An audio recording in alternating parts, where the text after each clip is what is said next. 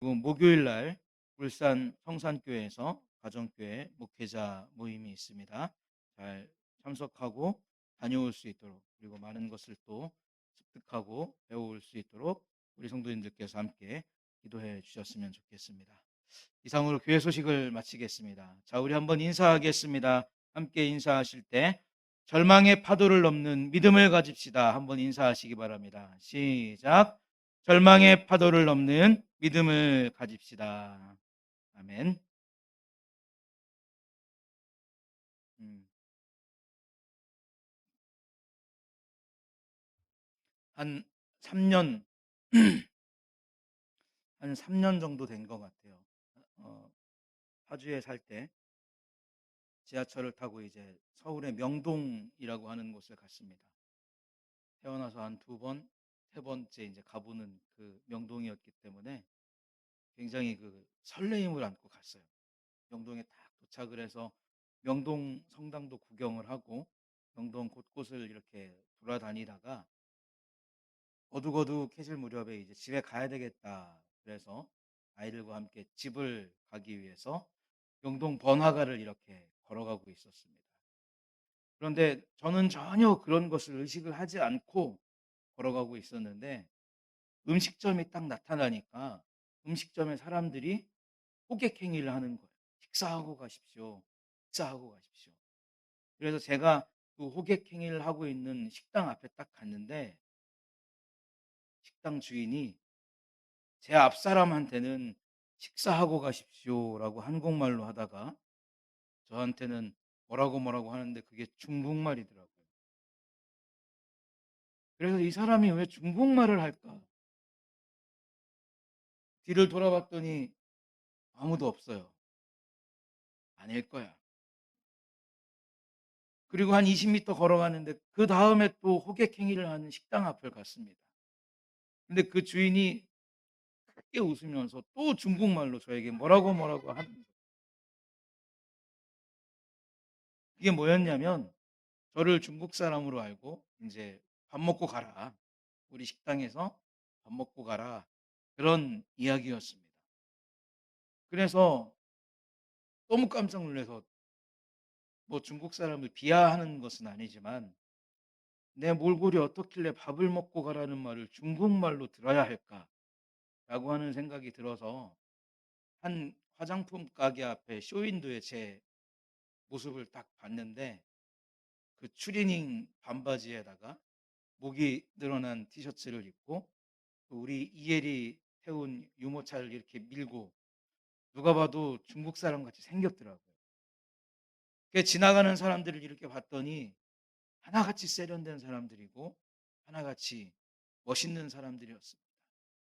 정말 눈을 뗄 수 없을 만큼 아름다운 사람들이 있었고 멋진 사람들이 있었고 또 젊은 사람들로 가득했던 한 3, 4년 전에 명동거리가 이 오늘 설교를 준비하면서 제 머릿속에 잠깐 스쳐 지나갔어요. 그런데 여러분들 다 아시는 것처럼 그 이후에 이제 우리나라에 코로나라는 것이 또 전 세계의 코로나라는 것이 대유행을 시작을 했습니다. 뭐 가게 한 평에 뭐 많게는 몇 억을 했던 그런 명동에 곳곳에 이제 임대가 나붙게 되었고 빈 가게들이 생겨나게 되었고 국민들에게 뭐 코로나 지원금이라는 것을 엄청나게 풀어줬지만 결국에는 그 지원금을 가지고도 어떤 그런 자영업자들이나 영세 자영업자들을 살릴 수 없는 그런 구조 속으로 나라가 점차 침체가 되어가기 시작했습니다. 그래서 2년, 3년 이렇게 지나서 이제 코로나의 팬데믹이 딱 끝나는 제 나름대로는 끝나간다라고 생각하는 올해를 맞이하고 이제 오늘 원래는 정말 희망과 기쁨과 즐거움이 넘치는 그런 설교를 딱 생각을 하고 있었는데 한편에 르포를 봤습니다. 보고 형식의 르포를 이렇게 봤는데 앞으로는 미국을 비롯해서 모든 나라와 모든 사람들 그리고 우리나라의 모든 사람들이 다 가난해지는 구조를 만나게 될 것이다. 월급은 다 그 자리에 있는데 인플레이션이 일어나기 때문에, 즉 물가가 높아지기 때문에 이제 본업만 가지고, 본래 자기의 업만 가지고 살아갈 수 있는 시대가 점점 지나가고 있다. 그러면서 뭐 몇 년 전에는 나의 본업을 제외하고 아르바이트를 하는 사람들의 퍼센테이지가 뭐 10 몇 퍼센트였다면 작년까지는 30 몇 퍼센트로 급등을 했고, 그리고 그 급등한 수치를 따라서 조사를 해보면 석박사급 연구원들까지도 이제는 본업 이외에 다른 아르바이트를 해 가면서까지 살아야 되는 그러한 불황의 늪이 우리나라를 또 전 세계를 휘감고 있다라고 하는 그런 이야기를 이렇게 그 45분 정도 되는 프로그램을 통해서 접하게 되었습니다. 제가 학부 때 경제를 공부를 했기 때문에 그러한 여러 가지 이야기를 막 들으면서 한 30여 분 지날 때쯤 무슨 생각이 들었냐면, 그럼 우리나라처럼 자원이 없는 이런 형국의 나라는 결국 수출로 먹고 살아야 될 것인데, 이렇게 인플레이션이 일어나고 어떤 경제 구조라든가 사회 구조가 자꾸 뒤틀리게 되면 결국은 수출에도 큰 영향을 받을 것이 아닌가라고 하는 생각을 하고 있던 그 어느 마지막 순간에, 그 프로그램의 마지막 순간에 다음 회차에 예고를 하는데 이제 어려워지는 수출길, 막혀지는 수출길, 뭐 이러한 예고들이 그 프로그램의 마지막에 등장을 했습니다. 모든 나라가 어려워지고 또 수출마저도 힘들어지는 그러한 시대를 우리가 만나게 될 것인데, 아직 어려움은 시작한 것도 아니다. 아직 어려움이 우리에게 손을 뻗은 것도 아니다. 우리는 막 어려움이라는 것을, 저 앞에 있는 어려움이라는 것을 눈으로 본 것밖에는 되지 않는다라고 하는 그러한 어떤 그 나레이터의 음성으로 그 한편의 보고서가 이렇게 끝나는 그러한 그 보고서를 제가 한편 보았습니다. 참 그런 것을 볼 때면, 저는 현장에서 지내는 사람이 아니기 때문에 어느 정도로 힘드시고 어느 정도로 마음이 울적하시고 또 어느 정도로 마음에 큰 각오를 하셔야 할까라고 하는 그러한 그 삶의 어떤 무게감에 우리 성도님들보다는 좀 둔감하고 무엇인가를 좀 잘 알지 못하는 그런 상황에 있지만, 그런 루포들을, 그런 그 보고서들을 이렇게 보고 나서 참으로 우리 성도님들께서 한 주 한 주 살아가시는 게, 이 강단에서는 은혜 가운데 삽시다, 하나님 말씀 붙잡고 삽시다, 하나님 능력으로 삽시다라고 이야기하지만, 참 우리 성도들을 위해서 기도 더 많이 해야 될 것 같고, 우리 성도들을 위해서 더 많이 말씀 준비해야 될 것 같고, 우리 성도들을 위해서 더 열심히 하나님 앞에 간구해야 될 것 같다라고 하는 그러한 마음의 다짐을 하게 됩니다. 사랑하는 성도 여러분, 그러나 우리가 이렇게 어려운 시대를 만난다고 해서, 이렇게 또 침체되는 세상을 만난다고 해서 그것 때문에 마음의 힘듦을 가지고 살아갈 필요는 없습니다. 반드시 그렇게 된다라고 하는 그런 어려움이 우리 앞에 직면했다고 해서 우리가 우울하고 암울한 마음을 가지고 살아갈 필요는 없다는 것입니다. 우리 열왕기상 17장 12절의 말씀을 함께 보겠습니다. 열왕기상 17장 12절의 말씀 함께 읽어보겠습니다. 시작.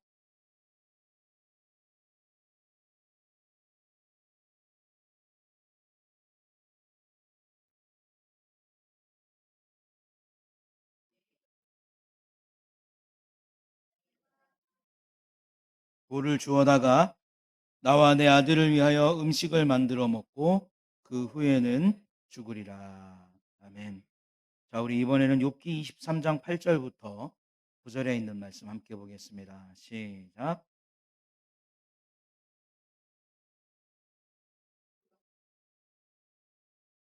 그가 왼쪽에서 일하시나 내가 만날 수 없고 그가 오른쪽으로 돌이키시나 배울 수 없구나. 아멘. 자, 위에 있는 열왕기상의 말씀은 사르밧 과부의 말씀이고요. 욥기 23장 밑에 있는 우리가 지금 읽었던 말씀은 욥의 그 마음입니다. 우리에게는 사르밧 과부처럼 환경적인 절망이 다가올 때가 있죠.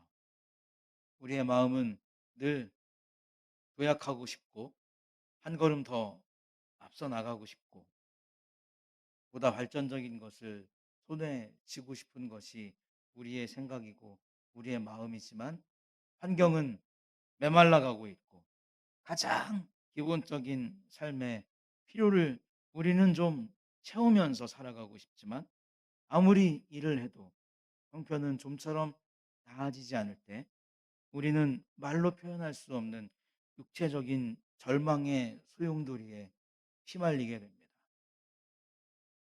특별히 과부로서 그리고 많은 것을 가지고 있지 못했던 그런 과부로서 이제 막 환경적인 절망이 한 과부에게 다가올 때 나에게 많은 것이 없기 때문에 내가 마치 마지막 만찬을 즐기고 내 아들과 죽으려 한다라고 하는 그러한 절망을 열왕기상 17장은 우리에게 이야기해 주고 있죠. 그리고 때로는 어떻습니까?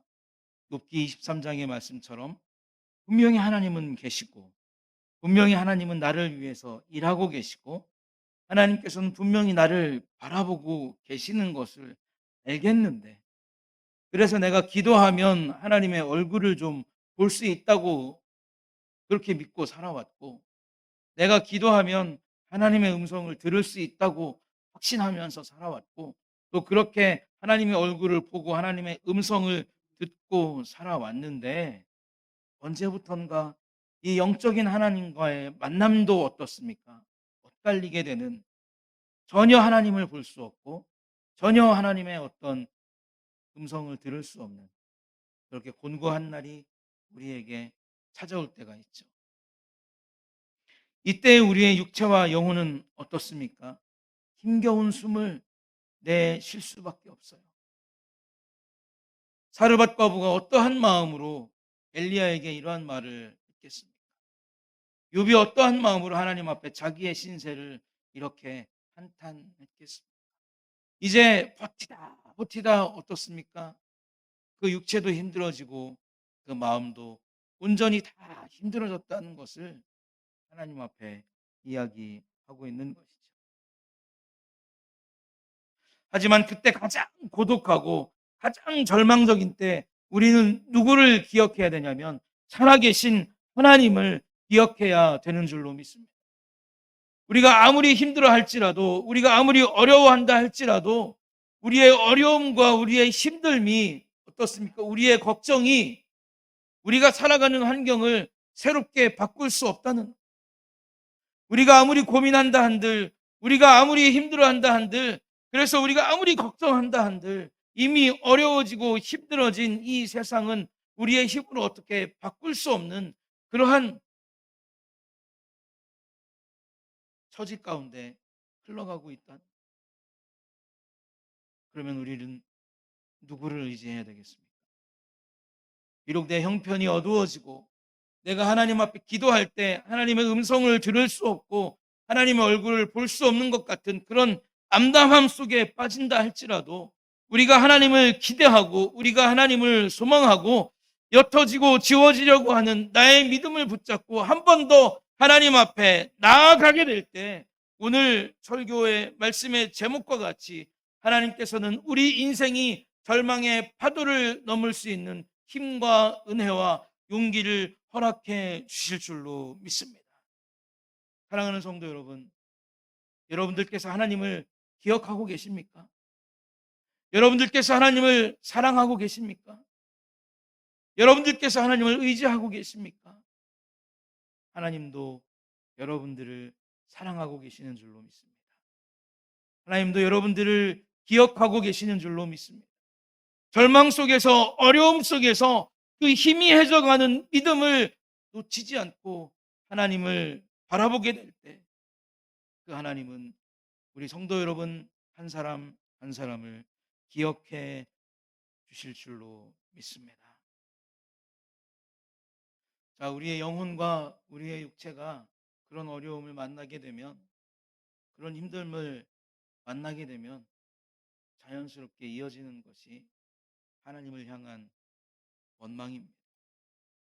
우리는 간혹 이스라엘이 광야에서 살던 것 같이 척박하고 메마르고 때로는 덥고 때로는 춥고 배고프고 목이 말라서 평안과 안락함을 유지할 수 없는 그런 환경을 만납니다. 그러다가 하나님을 향한 지나친 원망과 불평이 흘러나오고 삶에 대한 회의와 타인을 향한 질투와 비판이 하나님의 강력한 질타로 우리에게 다가올 때가 있음을 우리는 경험하면서, 또한 타인의 삶을 보면서 우리는 마주하게 됩니다.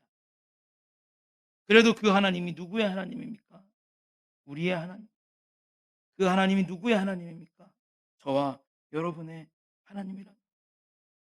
내가 비록 타인을 향해서 질투를 가지고, 내가 비록 타인의 삶을 시기하고 질투하는 그런 마음을 가지고 살아가지만, 하나님을 원망하고 하나님 앞에 눈물 흘리면서 살아가지만, 하나님은 어떠십니까? 그러한 질타 속에서도 다시 살아갈 수 있는 힘을 주시고, 다시 하나님을 찾아올 수 있는 힘을 주시고, 성전을 지키며 그의 높으심과 그의 위대하심과 찬란한 영광을 노래할 수 있는 자비를 베풀어 주시는 줄로 믿습니다. 누가 그렇게 살았냐면 오늘 시편 42편이 시작할 때 고라자손의 노래다라고 이렇게 시작하는 것을 우리가 볼 수 있을 겁니다. 그 고라자손이 그렇게 살았다는 거죠. 광야 생활을 할 때 모세와 아론과 또 그 모세와 아론을 비롯한 지도자들을 비판하면서 살았어요. 왜 저들에게만 저러한 능력이 있다고 우리 이스라엘이 따라야 하는가? 고라 자손이 모세와 아론과 미리암을 비판하면서 살았어요. 그러다가 어떻게 했죠? 하나님께서 땅을 갈라지게 하셔서 고라 자손이 땅 속에 파묻히는 그러한 고난을 허락해 주셨죠. 그러다가 또 어떻게 하셨습니까? 그 고라 자손 중에 남은 자들이 하나님을 찬송하게 하고 하나님의 성전을 지키게 하고 하나님과 더불어 하나님을 기억하면서 살아갈 수 있는 그런 은혜를 주셨다는 것이죠.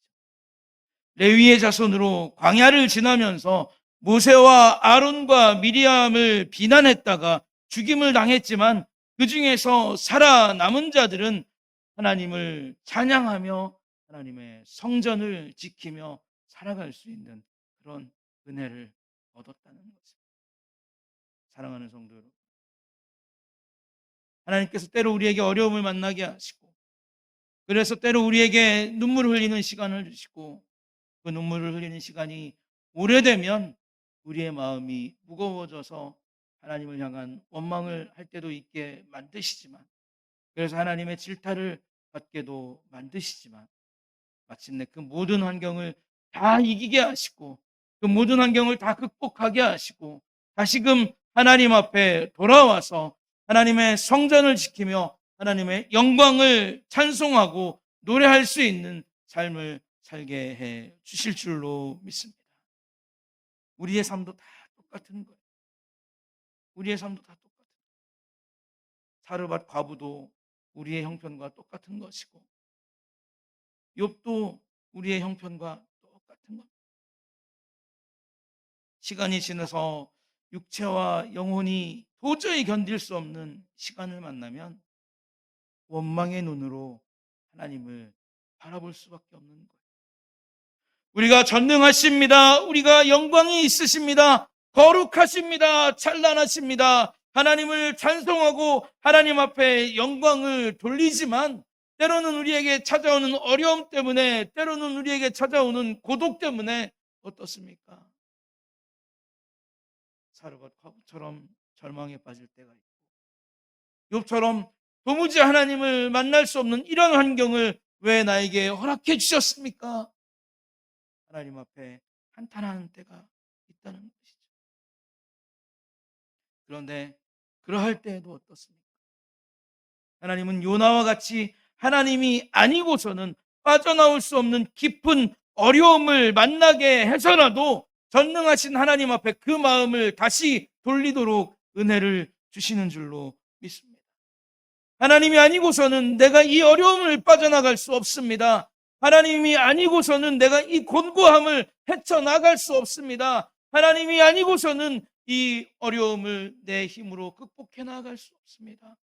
하나님, 결국 나를 도우시고 결국 나를 이끌어 주시고 결국 나를 밝음 속에 꺼내 주실 분은 하나님밖에 계시지 않습니다. 하나님께서 그러한 은혜들을 저와 여러분들에게 주셔서 참으로 우리가 언제라도 하나님을 찾을 수 있고 또한 언제라도 하나님을 만날 수 있는 그런 귀한 은혜를 주실 줄로 믿습니다. 그렇다면 우리가 그러한 삶 속에서 우리가 그러한 어려움 속에서 과연 어떻게 하나님 앞에서 살아가야 할 것인가?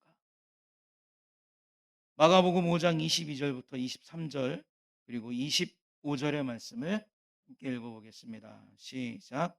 해당장 중에 하나인 야이로라 하는 이가 와서 예수를 보고 발 앞에 엎드려 간곡히 구하여 이르되 내 어린 딸이 죽게 되었사오니 오셔서 그 위에 손을 얹으사 그로 구원을 받아 살게 하소서 하거늘 12해를 혈루증으로 앓는 한 여자가 있어. 아멘. 이런 본문을 보면 앞에서는 사르밧 과부가 나오고 그 밑에서는 욥이 나오고 지금은 또 해당장이 나오고 그 밑에는 어떻습니까? 이름을 알 수 없는 혈병이 걸린 여인이 나옵니다. 그런 걸 보면 우리가 참 아무 일이 없을 때는 인생이 참 불공평하다라고 하는 생각을 할 때도 있어요. 누군가는 욥처럼 그렇게 좋은 환경 속에서 욥처럼 그렇게 풍족한 환경 속에서 살아가는 사람이 있고 나는 어떻습니까? 사르밧 과부처럼 힘들게 살아가야 되는 그런 환경이 있기 때문에 불공평하다 생각할 때가 있어요. 어떤 사람은 어떻습니까? 해당장처럼 사람들에게 존경도 받고 사람들의 참 올려봄을 느낄 수 있는 그러한 위치를 가진 사람이 있는가 하면 사람들의 눈을 피해서 다녀야 하는 혈류병을 갖고 있는 그런 여인처럼 차이가 나는 그러한 삶의 모습들을 우리가 아무 일이 없을 때는 세상이 불공평하다라고 하는 그런 생각을 가지고 바라볼 수 있는 그런 때가 있습니다. 그러나 이렇게 어려움이 찾아오고 이렇게 고난이 찾아오게 되면 지위고하를 막론하고 잘 살든지 못 살든지 인생은 어떤 면에서 참 공평하다라고 하는 생각을 갖게 합니다. 사르밧 과부도 그렇고 욥도 그렇고 백부장도 그렇고 혈류병 여인도 그렇고 다 절망을 만나게 되는 거죠. 나에게 없는 부유함이 때로는 부러울 때도 있고 힘이 있어서 동경하기도 하지만 그들도 나와 마찬가지로 고난과 절망을 만난다는 것은 인생이라고 하는 긴 텀을 놓고 우리가 바라볼 때 참으로 공평하다라고 하는 것을 볼 수가 있습니다.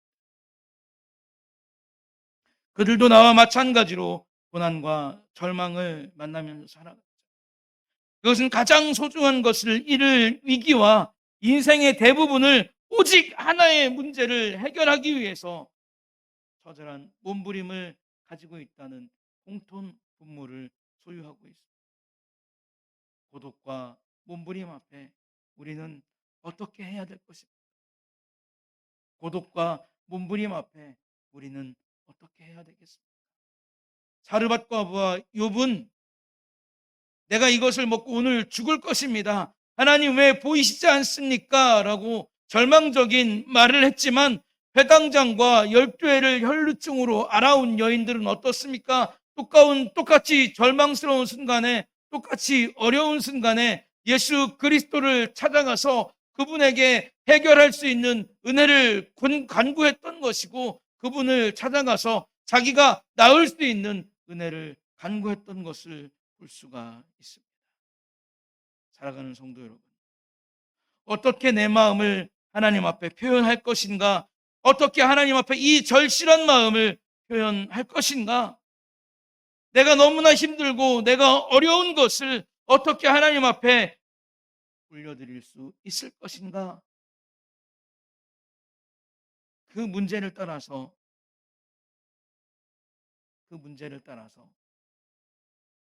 하나님의 은혜가 저와 여러분들에게 주어지는 줄로 믿습니다. 힘들죠? 어렵죠? 그래서 하나님 앞에 기도하는 것이, 하나님 앞에 나의 문제를 들고 가는 것이 참으로 사치로 여겨질 만큼 힘들 때도 있지만, 그래도 어떻습니까? 우리는 발걸음을 옮겨야 돼요. 계속 우리의 발걸음을 옮겨야 합니다. 왜요? 왜 그렇습니까? 혈루병을 앓았던 그 여인처럼 세상의 힘으로 해결할 수 없는 것들이 너무나 많이 존재하기 때문에 그렇습니다. 세상은 힘으로 해결할 수 없는 것들이 너무나 많이 존재하기 때문에, 세상은 자기의 능력으로 혹은 타인의 능력으로 도저히 해결할 수 없는 것들이 넘쳐나는 공간입니다. 그러나 어떻습니까? 우리 주님께는, 우리 하나님께는 능치 못하심이 아무것도 없는, 힘들지만 그래도 발걸음을 옮겼을 때, 힘들고 어렵지만 그래도 예수님을 찾아가서 내 딸을 살려주십시오라고 간청했을 때 딸이 살아나는 역사를 우리는 말씀을 통해서 보았고, 한 번도 해결받지 못했던 혈루증이 고쳐진 것을 예수 그리스도를 찾아갔을 때 우리가 해결되는 그 모습을 보았던 것처럼, 저와 여러분들도 힘들다고 여겨지고 어렵다는 전망이 쏟아지는 올 한 해, 하나님 앞에 무릎 꿇고 하나님 앞에 기도하고 하나님을 지속적으로 찾아오고 하나님 앞에 목 놓아 우리의 기도의 제목을 아뢰어 드릴 때, 하나님께서는 세상에 그 어떤 힘으로도 해결할 수 없는 일들을 해결해 주시는 기쁨과 은혜를 저와 여러분들에게 맛보게 하실 줄로 믿습니다. 그러한 마음을 오늘 고라자손이 이 42편 10편의 말씀을 통해서 이야기하고 있는 거예요. 자기가 무엇에 빗대어서 자기의 심정을 이야기하고 있습니까? 사슴과 같은 그 사슴을 통해서 자기의 심정을 이야기하고 있는 거예요. 사슴을 보면 눈이 굉장히 맑죠. 그리고 굉장히 약해 보이죠. 그런 사슴과 같이 자기를 어떻습니까? 비유해 간다는 거예요. 그래서 내가 하루 종일, 온종일 시냇가를 찾아다니지만 이 시냇가를 도저히 찾을 수 없는 그런 환경 속에 이 연약한 사슴은 지금 서 있는 겁니다. 때로는 이 시냇가가 시편 1편과 같이 풍성한 물이 흐르는 그러한 시냇가로 보일 때도 있지만, 때로는 어떻습니까? 물줄기가 다 말라버린 그런 시냇가로 나타날 때도 있죠. 그런 그 시냇가를 사슴은 한 발 한 발 내디디면서 그 시냇물의 흔적을 찾아가는 겁니다. 한 발 내디디고 또 한 발 내디디고, 그러다가 힘들어서 앞을 보면 어때요? 시냇물이 없어요. 그래도 또 한 발 내딛는 겁니다. 또 한 발 내딛다 보니까 시냇물이 흘렀던 자국이 있어요. 또 한 발 내딛다 보니까 물이 고여 있는 웅덩이가 있어요. 계속해서 한 발 한 발, 한 발 한 발 시냇가를 찾기 위해서 발걸음을 내디딜 때 드디어 하나님은 그 사슴이 좋게 마실 수 있는 시냇가의 모습으로 사슴에게 나타나시는 것을, 우리에게 나타나고 있는 것을 오늘 시편 42편은 말해주고 있습니다. 우리는 하나님을 만나고 싶어 하죠. 우리는 하나님의 은혜를 얻고 싶어 합니다. 그래서 기도하면 금방 만나 주시겠지. 기도하면 금방 은혜 주시겠지. 그런데 때로는 어때요? 계속 걸어가야 되는. 내가 이만큼 걸었는데 왜 하나님은 보이지 않으실까? 내가 이렇게 오래 걸었는데 왜 하나님은 응답하지 않으실까? 내가 이토록 오래 하나님 앞에 엎드렸는데 언제 하나님은 나에게 응답하실까라고 하는 절망감이 내 마음을 사로잡는다 할지라도 우리는 물을 찾아 헤매이는 그 사슴의 절박한 심정을 가지고 하나님 앞에 메어 달리고 하나님 앞에 기도해야 한다는 거예요. 그럴 때 하나님이 사슴을 만나주시고, 그럴 때 하나님이 시냇물을 허락해 주신 것 같이 저와 여러분들에게 넘치는 은혜를 허락해 주실 줄로 믿습니다. 우리 열왕기상 18장 38절의 말씀을 함께 보겠습니다. 함께 읽겠습니다. 시작.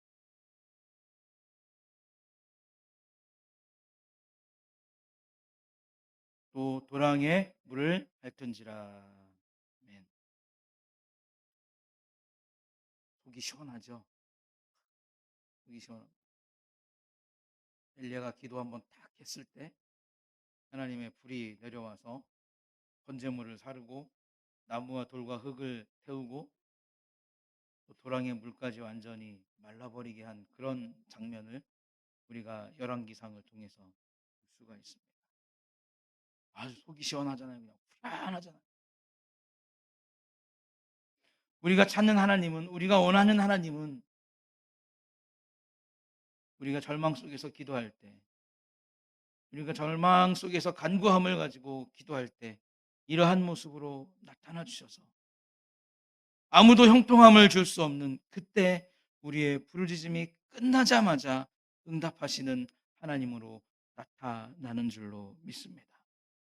우리가 기도하고 우리가 소망하고 우리가 하나님 앞에 마음을 둘 때 때로는 그 응답의 시간이 더디고 때로는 그 응답의 속도가 느리지만 어떻습니까? 지속해서 기도하고 지속해서 하나님 앞에 우리의 마음을 두고 기도한다면 불이 내려와서 모든 것을 다 소멸해버렸던 것처럼 하나님께서 우리를 만나주시고 만나주시되 풍성하게 만나주시고 풍성하게 만나주시되 확실하게 만나주시는 그러한 은혜를 저와 여러분들에게 주실 줄로 믿습니다.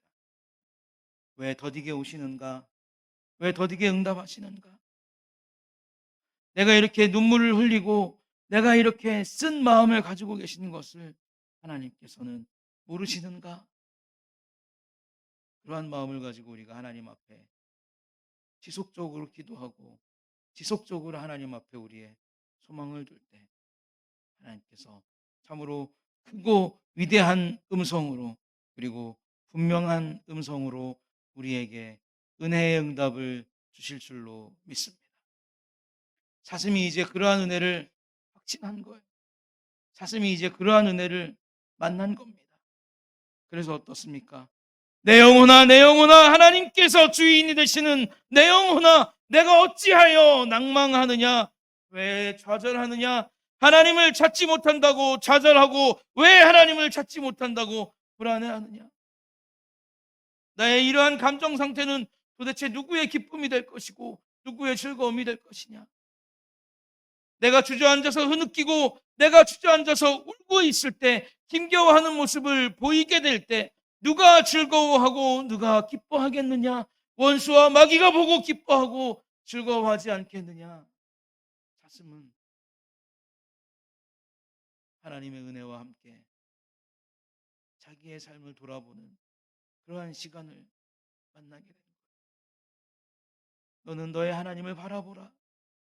원수와 마귀 앞에서 상을 차려주시고 기름을 부으실 너의 하나님을 바라보라. 너의 원망과 탄식과 절망과 한탄의 입술을 기쁨의 찬송으로 바꾸어 주실 너의 하나님을 바라보라라고 사슴은 이야기하고 있는 겁니다. 지금 당장은 결핍이에요. 지금 당장은 힘들어요. 지금 당장은 내가 헤어나올 수 있을까 걱정도 돼요. 힘이 없어서 주저앉아 울고 있을 때도 있어요. 그러나 사슴은, 그러나 고라자손은 무엇이라고 이야기합니까? 그러한 환경 속에서 내 영혼아 어찌하여 낙심하고 불안해하는가? 너는 너의 하나님을 바라보라 라고 그렇게 이야기합니다. 우리 마지막으로 예레미야 33장 3절의 말씀을 함께 읽어보겠습니다. 시작.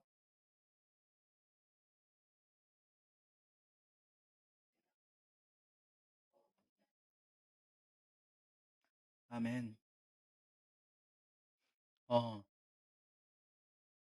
교회들마다 참 새로운 것을 많이 계획하고 또 교회들마다 새로운 것을 많이 시도하는 그런 2023년이 되었다라는 것을 아주 단적으로 느낄 수 있는 게 무엇이냐면, 예전 같으면 아무리 바쁜 연말이라고 해도 월요일 날 이 주문을 넣으면 수요일 날 체크를 해서 늦어도 금요일이면 모든 것들을 다 받아볼 수 있는 그런 그 물류 시스템이 우리 그 기독교 업체들 가운데 존재했습니다. 그래서 그런 때를 생각을 하고 주보도 이제 주문을 넣고 현수막도 주문을 넣고 다 했는데 전화가 오는 거예요. 아, 목사님 주보가 일주일 늦어질 것 같은데요. 안 됩니다. 일주일 늦어지면 안 됩니다. 주보는 첫 주부터 나가야 의미가 있습니다. 목사님 안 돼요. 도저히 안 될 것 같아요. 안 되면 되게 해야죠. 안 돼요. 아, 내가 몇 년째 하고 있는데 안 돼도 되게 해요. 빨리 해요. 그래서 주보가 왔어요. 현수막도 그래서 왔어요. 그리고 이제 원래는 어제까지 도착을 했어야 되는데, 우리 월삭기도회 그 현수막도 어제까지 도착을 했어야 되는데 전화도 안 와요. 선생님 왜 전화도 안 주십니까? 벌써 목요일인데 왜 전화도 안 주십니까? 목사님 손가락이 안 움직여. 클릭이 안 된대요. 너무 일을 많이 해가지고 이 손가락을 움직일 그 힘조차 없다라고 이야기하더라고요. 세상에 많은 사람들은 절망을 이야기하고 세상에 많은 사람들은 어떻습니까? 불안을 이야기하지만 그 속에서 한국교회는 하나님의 은혜를 바라보는 줄로 믿습니다. 그 속에서 한국교회는 다시 일어날 힘을 비축하고 있는 줄로 믿습니다. 사랑하는 성도 여러분, 우리가 이렇게 어려운 때에, 우리가 이렇게 힘든 때에, 참으로 절망의 파도가 나를 삼키려고 다가오는 이때에 다른 것 다 내려놓고 하나님 앞에 부르짖을 수 있는 저와 여러분들이 되시기를 예수님의 이름으로 축복합니다. 우리가 부르짖을 때 하나님께서 응답하시겠다고 약속하신 줄로 믿으시기를 축복합니다. 그리고 우리가 그렇게 믿을 때 내가 알지 못하고 크고 비밀한 일들을 하나님께서 마침내 우리에게 보일 것을 우리의 마음속으로 확신하실 수 있고, 그렇게 믿음으로 살아갈 수 있는 우리 하나교회 모든 성도들이 되시기를 예수님의 이름으로 다시 한번 축복합니다.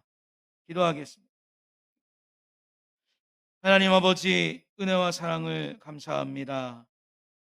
모든 것이 힘들고 모든 것이 어려워지는 새해를 우리가 시작한다고 사람들은 이야기하고, 또 그런 삶 속에서 우리가 힘들어질 것을 사람들은 바라보고 있습니다. 하나님, 그러나 이렇게 어려운 절망의 파도를 우리가 만난다 할지라도 그 파도를 이기게 하시고 그 파도를 헤쳐나가게 하실 분이 하나님이신 줄로 우리가 믿사오니, 하나님 우리가 그렇게 고백하오니 하나님 앞에 기도하게 하시고 하나님 앞에 부르짖을 수 있는 은혜를 허락하여 주시옵소서.